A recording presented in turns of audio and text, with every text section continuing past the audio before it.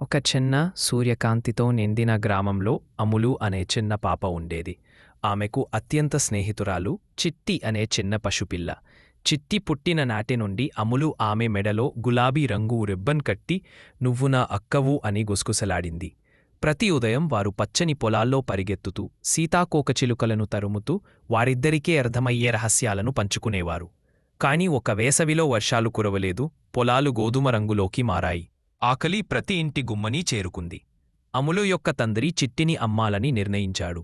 ఆ రాత్రి అములు చిట్టిని కౌగిలించుకుని నిశ్శబ్దంగా ఏడ్చింది. ఆమె కన్నీళ్లు చిట్టి మృదువైన రోమాలపై జారాయి.